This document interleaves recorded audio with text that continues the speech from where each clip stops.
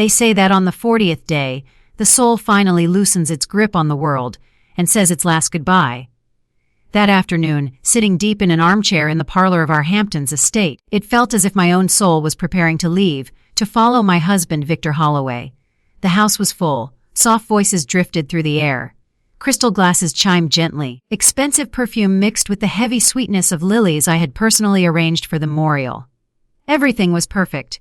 Proper. Exactly as it should be for a man of Victor's stature, the founder of the Sterling Reserve. From the outside, it probably looked like his widow, was the center of this solemn ritual. I wasn't. I was behind glass, watching it all as if from a distance, an observer in a silent play. Every guest offered the same words. Maya, stay strong. Victor was a great man. What a terrible loss. I nodded. I thanked them. I even managed a faint smile. But their eyes passed straight through me. They saw only Victor's shadow, his wife, a graceful accessory to his brilliance. They saw the woman who spent 40 years hosting flawless dinners, choosing the right linens, ensuring every glass was filled. They had no idea that during those dinners, beneath the clink of silverware and the soft crackle of the fireplace, some of the most important deals of Victor's career were finalized. Not by him. By me. It was me, simply Maya, who spent hours on the phone with Belgian chocolatiers and French curers, not negotiating contracts, but asking about their children, their gardens, their joys, their worries. Victor used to call it the social glue. He would smile and say, Maya, I build the walls. But you fill the house with life. Without you, it's just a stone box. Now the box felt empty. In my lap rested a slim leather folder, embossed and smooth. I hadn't let it out of my sight since the notary, an old family friend, had placed it into my hands. This was Victor's final wish, he said. He asked that I give this to you personally, and only after the official will is read. The official will was predictable. The estate, the penthouse, the investments, all divided between my son and me. But the company wasn't mentioned.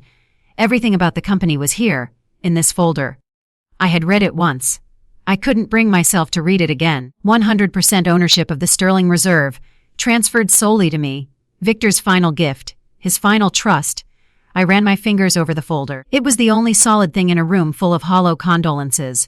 Nearby, 2 women whispered, Poor Maya. How will she manage? Victor ran everything. She was just his wife. I wasn't offended. They were only saying what everyone believed.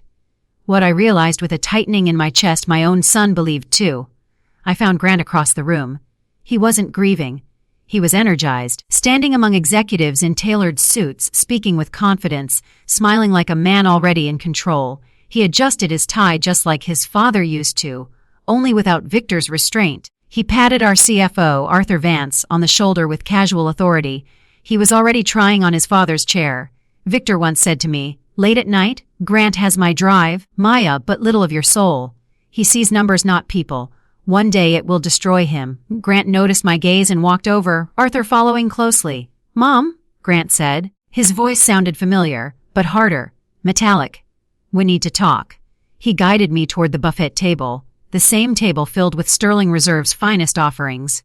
I've been thinking, he said, popping a caviar canapé into his mouth without looking at it. Starting tomorrow, I officially take over. I said nothing.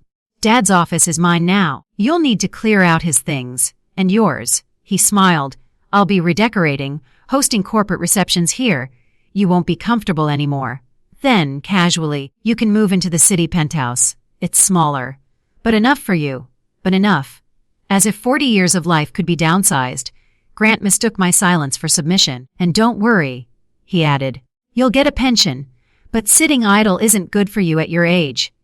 He looked me up and down. Your place now, he said softly, leaning closer, is cleaning my office bathroom. The room seemed to stop breathing. The music faded, the voices disappeared. Even the scent of lilies vanished. Only 2 things remained. My son's smirk and the cool leather folder in my lap. In that moment, something inside me crystallized. This wasn't grief anymore. This was clarity. He hadn't just insulted me. On the day of his father's memorial, in the house his father built, he had trampled Victor's legacy. Standing before me was no longer my son. It was a stranger. And that stranger was about to destroy everything Victor and I built. I didn't argue, I didn't cry. I simply turned and walked away. That night, after the last guest left, I went to Victor's study. I sat in his chair. It still carried his scent, and I understood something clearly. Victor hadn't built a machine. He built a family, one that stretched from Brussels to Sri Lanka to France. People who valued honor over profit. So I didn't call lawyers. I called friends. Charlotte in Brussels, Mr. Sundaram in Sri Lanka, Monsieur Laurent in France. I didn't demand anything. I simply told them the truth, and every thread held. Stronger than contracts. Mestaka. The next morning, Grant sent a cold email demanding a 20% price cut. No greetings. No respect. Just numbers. He thought silence meant victory. It didn't. Silence meant judgment. Within hours, shipments stopped. Within a day, Omnicorp appeared. They wanted to buy Sterling Reserve, Victor's greatest enemy, the gravediggers of quality. That's when I understood everything. Grant wasn't building an empire. He was selling it. Kala Pesi in a Manhattan boardroom. Grant proudly pitched the deal. Then the warehouse manager burst in. All shipments had been halted. The room froze. The Omnicorp executives closed their laptops. The deal was over. Grant stood there, exposed, humiliated. ICT that evening. Grant and Arthur stormed into my garden. What did you do? Grant demanded. I clipped a rose calmly. I said goodbye, I replied. When I revealed Omnicorp, Arthur went pale. They tried to intimidate me, tried to scare me, so I handed them the folder. Arthur read it first. Then Grant. 100% ownership. Mine. My place is not cleaning your bathroom, I said quietly. My place is at the head of the table. They were fired and removed PLJCY. The next morning, I entered the office as CEO. Victor's portrait went back on the wall. Grant's was removed. Contracts were restored. Friendships renewed. Months later, I launched my first creation, a peer confiture named Charlotte, honoring loyalty over greed. I didn't just save a company. I saved its soul. And finally, after 40 days, I could breathe again. I didn't sleep that night, not because the house was loud. After the memorial, it was the quietest it had ever been, but because my mind wouldn't stop replaying my son's voice. Mom, I'm the boss now. Your place is cleaning my office bathroom. It wasn't just cruelty, it was entitlement. Pure, polished entitlement. Delivered in the same home where his father had built everything with discipline, patience, and honor. When the last car disappeared down the long driveway and the estate finally fell silent, I walked downstairs barefoot, like a ghost moving through her own life. The air smelled of melted candle wax, wilted lilies, and something worse than grief. Betrayal. I didn't turn on the lights. I didn't need them. I knew every corner of this house the way a pianist knows a familiar piece of music, by touch, by memory, by the weight of it. Victor's study was at the end of the hall. The door creaked when I pushed it open, and that sound, small as it was, cut through me. His world was still there, heavy oak paneling, bookshelves reaching the ceiling, the large desk with his half-finished cup of tea, untouched for days now, as if he might come back and finish it. I crossed the room slowly and sank into his leather armchair. The leather was cool, but the scent was still faintly present, sandalwood and fine tobacco. And suddenly I could hear him in my head, as clear as if he were standing behind me. Maya, he used to say, what we built isn't just business, it's a promise. I stared into the darkness for a long time. Then I whispered, not to the room but to him. They don't understand you. And I realized something with sharp certainty. Grant wasn't only trying to push me out of the company. He was trying to erase the one thing Victor cared about more than money. Reputation, legacy, honor. Grant saw the Sterling Reserve as an engine, warehouses, inventory, logistics, profit. He believed you could sit in a chair, inherit a title, and the machine would keep printing money forever. Victor never built a machine. Victor built a family that stretched across oceans, a family of artisans and producers who had worked for generations to craft the finest tea leaves, chocolate, and caviar in the world.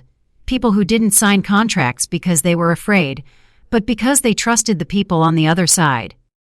And that trust was not stored in a file cabinet. It lived in voices, in relationships, in years of respect. So no, my first thought wasn't lawyers. It wasn't threats. It wasn't showing Grant the folder and humiliating him with paperwork. That would have been too easy. That would have been his language. Documents, ownership, power. But even if I crushed him with those 2 pages, he would still believe the same thing, that I was only a weak, sentimental widow who got lucky. No. If I was going to stop him, I needed him to feel it, to understand the truth his father lived by. And to do that, I needed to tighten the web Victor always laughed about. I leaned forward and opened the bottom drawer of Victor's desk. Inside, exactly where it always was, sat my old leather notebook, thick, worn at the edges, the kind of thing people underestimate because it isn't shiny.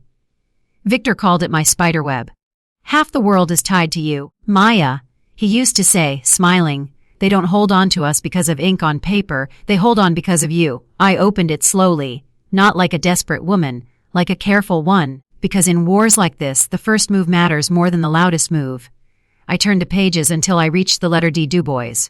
Charlotte Dubois, Brussels. We met almost 35 years ago at a trade exhibition in Paris. While our husbands talked numbers, Charlotte and I escaped to a cafe and ended up talking about everything except business. Since then, she wasn't just a supplier, she was family. I stared at her number for a moment, then dialed. It rang. Once. Twice her familiar voice answered. Hello, Charlotte? I said quietly, and my throat tightened. It's Maya. A soft inhale. Oh, Maya, my sweet Maya, I've been thinking of you all day. Her kindness hit me harder than sympathy. Because it was real. How was the service? She asked gently. It was, I swallowed. It was what it should have been. A house full of people, 1,000 beautiful words that don't change anything. She didn't rush me. She let the silence breathe. Victor was a great man, she said finally. A rare one. I lit a candle for him this morning at the cathedral. Thank you, I whispered. Then I steadied myself. I'm calling because there will be changes. A pause. Charlotte didn't pretend not to understand. Grant, she asked. Yes. Another pause, heavier this time. Grant is intelligent, she said carefully. But he is not Victor, and he is not you. Exactly, I replied. I didn't beg her. I didn't ask her for favors. I simply said what needed to be said. I wanted you to hear it from me, not from an email, not from an assistant. Whatever comes, I needed you to know that I haven't forgotten the years between our families. Her voice hardened. Not against me, but for me. You can always count on me, Maya, whatever happens, anytime. That was all I needed. The first thread held, I closed my eyes for a moment, just one breath, and then turned the page. Sri Lanka. Sundaram. Sundaram's family had supplied us tea for 2 generations. His father worked with Victor's father. Their relationship wasn't a contract. It was history. I dialed. His assistant answered, then transferred me. Madam Holloway, Mr. Sundaram said warmly. I was hoping you would call. My condolences. We spoke about his family, the harvest, the weather, because that was how respect begins. Then carefully I mentioned Grant. This time the silence was longer. Finally he said, slow and firm, Madame, to us, Sterling Reserve is Victor Holloway and you. Everything else is only paper. I felt something inside me loosen. Not grief, not anger. Certainty. I thanked him and hung up, then turned to France. Laurent. Monsieur Laurent didn't sell caviar. He crafted it like an artist. Victor admired that obsession, and so did I. When he answered, I could hear the sea behind his voice. We exchanged condolences. Then I said simply, there may be a new world coming to Sterling Reserve. His reply was quiet and absolute. Madame Holloway, there are things not for sale. Reputation is one of them. My reputation is tied to yours. I do not forget. When I ended the call, I sat perfectly still. The study was still dark. The house was still quiet. But the silence no longer felt empty. It felt powerful. For 40 years, I had woven relationships with warmth, patience, and dignity. And now those same threads were tightening into something else. A net that would catch anyone arrogant enough to believe they could destroy Victor's legacy with a spreadsheet and a smirk. I closed the notebook gently. And for the first time since Victor died, I didn't feel like I was drowning. I felt like I was standing. My son didn't know it yet. But the war for the soul of his father's company had already begun. And I had just made my first move. Morning came without ceremony, no bells, no signs, just light creeping through the tall windows of the estate, touching the furniture Victor and I had chosen together. I did not dress in black that day. I wore soft gray, not for mourning, but for clarity. Grant had left early. I heard his car on the gravel driveway, aggressive and impatient, like a man late to claim something he believed already belonged to him. I did not follow him. I stayed. Because some battles are not won by showing up first, but by knowing when to arrive. As far as later, I would reconstruct every detail of Grant's first day at the office, not because I was there, but because I knew him. I knew Arthur. I knew how men like them behaved when they believed no one was watching. Grant would have arrived exactly on time, not early. Never early. Early is for people trying to prove something. He would have walked into the Sterling Reserve building with the confidence of inheritance, breathing in aromas he never truly noticed: aged wood, tea leaves, chocolate thyme. To him, those were not memories, they were inventory. Victor's longtime secretary, Miss Davis, would have met him at the door, eyes red from crying. "Mr. Holloway, I'm so sorry for your loss." Grant would have nodded, already checking his phone. "Thanks, black coffee, no sugar." Send Arthur in, no pause, no gratitude, no recognition of the woman who had stood beside his father for decades. Teach Pareite. The first thing Grant did after entering Victor's office was not sit down. It was to look at the wall. Victor's portrait hung there, a heavy oil painting in a dark wooden frame. Calm eyes, a restrained smile, the quiet authority of a man who never needed to raise his voice. Grant stared at it, then he took it down, not ceremoniously, not respectfully. He propped it face first against the wall like an inconvenience. In its place he hung his own photograph, glossy, modern, thinly framed. A younger face, sharper angles, a smile that showed ambition, not wisdom. He did not notice that the room felt colder afterward. RTHENCE. Arthur entered quietly as he always did. He had perfected that posture over the years. Slightly hunched shoulders, respectful tone, eyes always angled upward. A man who looked loyal. But loyalty and obedience are not the same thing. "Mr. Holloway," Arthur said softly. "Congratulations.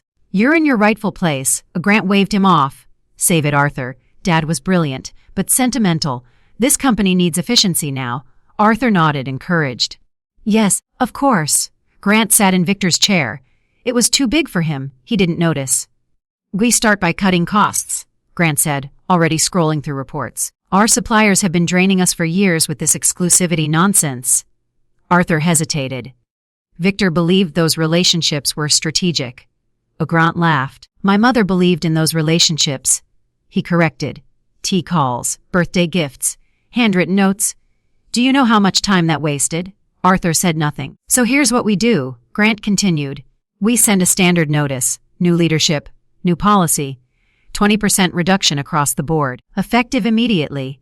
Arthur's eyes widened. "Just slightly. That's bold. They may not take it well." "They will," Grant replied. "Because they need us." He leaned back, confident. "No one walks away from money." Arthur smiled slowly. "Yes," he said. "Of course." And that was the moment. The moment arrogance mistook silence for agreement. THEMIL. It went out that afternoon. No greetings, no gratitude, no acknowledgement of decades, just a demand: cold, efficient solace. Grant believed this was leadership. In truth, it was a confession that he understood nothing about the world his father built. "Teach CE." When the replies did not come, Grant smiled. "See," he told Arthur. "They're processing." In his world, silence meant leverage. In our world, silence meant something else entirely. It meant judgment. TCHEDAPPERs. That evening, as I repotted Victor's orchids in the garden, my phone rang. Brussels. I wiped my hands and answered. Charlotte did not sound like herself. Her voice was steady, but beneath it something burned. "I received your son's letter," she said. I closed my eyes. "I'm sorry." "That letter was an insult," she replied. "But that's not why I'm calling." My fingers tightened around the phone. "An hour after that email," she continued, "we received a request from Omnicorp." The name landed like a blow. Omnicorp, the conglomerate Victor despised. They did not build. They consumed. "They asked us to confirm our contract terms," Charlotte said, carefully. "They said they were preparing to acquire Sterling Reserve." The world narrowed. I understood everything in that instant. The discount demand, the urgency, the cruelty. This was not restructuring. It was slaughter. Grant wasn't trying to save the company. He was preparing it for sale. And Arthur had been there the entire time. I felt something shift, deep, irreversible. This was no longer about inheritance. This was about defending the dead. "Tishi si kanmovi, Charlotte," I said calmly. "Don't reply yet." She inhaled. "What do you want me to do?" "Tell the others," I said. "All of them." She did not hesitate. "I will." When the call ended, I stood in the garden surrounded by roses Victor had planted with his own hands. The web was no longer tightening. It was moving. And somewhere, in a glass office tower, my son was still smiling, believing he was in control. He had no idea that the silence he mistook for obedience was about to speak. The silence lasted less than 24 hours. That was all it took. Not because the suppliers were undecided, but because they were united. Tichi Faras Karaseke. Grant was in his office when the first call came in. He ignored it. Warehouse managers always panicked. That was their job. His job was strategy, and call came 10 minutes later. He silenced it again. Then Arthur stepped in. "Grant," he said carefully, "you may want to take this." Grant sighed, irritated, and answered on speaker. "What is it?" A pause. Then a voice he had never heard shake before. "Sir, the port just sent notice. Brussels shipments are suspended." Grant blinked. "Suspended?" "Yes, sir." "Not delayed." "Refused." Arthur straightened. "That must be a misunderstanding," Grant said sharply. "Call them back. They won't answer," the voice replied, and France just followed. Grant stood up. "What do you mean, France?" "Savior shipments." "Cancelled? All of them?" Arthur's face drained of color. Grant laughed once, short, brittle. "This is pressure, negotiation tactics." But the calls did not stop. Sri Lanka, Italy, Spain, every line went dead. By noon, Sterling Reserve had no products left to sell. Tiechi Bo Ardar Om, the Omnicorp representatives arrived right on time. 3 men, identical suits, identical expressions. They sat down, opened their laptops, and waited. Grant launched into his presentation with forced confidence. "We're experiencing a temporary supplier adjustment," he said smoothly. "Nothing unusual." One of the men raised a hand. "Our logistics team tells us all exclusive contracts are terminated." Grant froze. "That's impossible." Another man spoke. "Your value was those relationships." Arthur swallowed hard. "They'll come back," Grant said louder now. "They always do." The lead negotiator closed his laptop. "No," he said calmly. "They won't?" Grant felt it then. Not fear, not yet. Confusion. "You said you controlled them," the man continued. "That they depended on you." Grant looked at Arthur. Arthur said nothing. "Without them," the negotiator added, standing, "you're just a name." They left no anger, no threats, just indifference. That was worse. Tidal Grant didn't speak the entire drive. Arthur tried once. "We can fix this." "Your mother." Grant slammed the steering wheel. "She ruined me." Arthur nodded quickly. "Yes, she did." But even as he said it, he knew it was a lie. I heard the car before I saw it. The tires screamed against gravel, furious, uncontrolled. Footsteps thundered through the house. "Mom," I kept pruning. Another rose, another stem. Then they appeared. Grant looked nothing like the man from the memorial. His suit was wrinkled, his tie crooked, his confidence shattered. Arthur hovered behind him, pale and desperate. "What did you do?" Grant shouted. I did not answer. "You called them," he accused. "You destroyed everything?" "I clipped another rose?" I said. Said to Odu. I finally turned, calm, steady. I told them the truth. Arthur stepped forward. "This is not the time for sentiment, Mrs. Holloway. The company is collapsing." I looked at him. "The company isn't collapsing," I said quietly. "It's refusing to be sold." Grant laughed hysterically. "You don't understand business." No, I replied. "You don't understand people." TGLIE. Arthur changed tactics. "There was no betrayal," he said quickly. Omnicorp was a rescue option. Grant seized it. "Yes!" Dad left debt. Problems. We were saving everything. I watched them lie to my face. Watched my son repeat words that weren't his. Then I reached into the basket. The folder. The moment Arthur saw it, he knew. He opened it anyway. Read once. Then his hands began to shake. Grant grabbed the papers. The color left his face. "Mom, read it?" I said he did. And in that moment, my son learned something his father had always known. Power does not announce itself. It waits. THEVRDCT, you're both done, I said. Grant stared at me. "You can't." "I already did." Arthur stepped back. "You have 1 hour," I continued, "to leave my office and my land." Grant's voice cracked. "You'd choose them over me." I met his eyes. "I chose your father's legacy." I turned back to the roses. Behind me, something broke. A door, a dream. A man who mistook inheritance for authority. The car left faster than it arrived. After house that evening, the house was quiet again, peaceful. I repotted the orchid that had fallen earlier. The roots were intact. So was the company. So was I. The next morning I went to the office, not as a visitor, not as a grieving widow, but as the owner. TENTRANCE, the Sterling Reserve building had never looked different, and yet it felt different, as if the walls themselves were holding their breath. Ms. Davis stood at the reception desk. When she saw me, she didn't speak at first. Her lips trembled, and then she stepped forward and quietly took my coat. "Welcome back," she said. "Not my condolences, not I'm sorry. Welcome back." That was when I knew the staff already understood something Grant never had. THEOFIC. I walked straight to Victor's study. Grant's photograph was still there. Thin frame, sharp smile, empty eyes. I removed it without ceremony and handed it to Ms. Davis. Please dispose of this. Then I turned to the corner. Victor's portrait leaned against the wall, face dusty but unchanged. I lifted it carefully, as one lifts something living.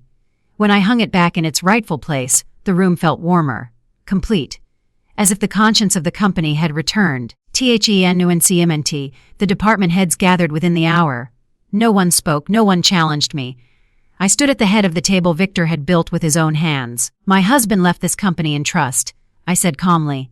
That trust now rests with me. I did not raise my voice. I did not explain myself. As of today, I continued, all directives issued by Grant Holloway are void. All negotiations with Omnicorp are terminated. A visible release passed through the room.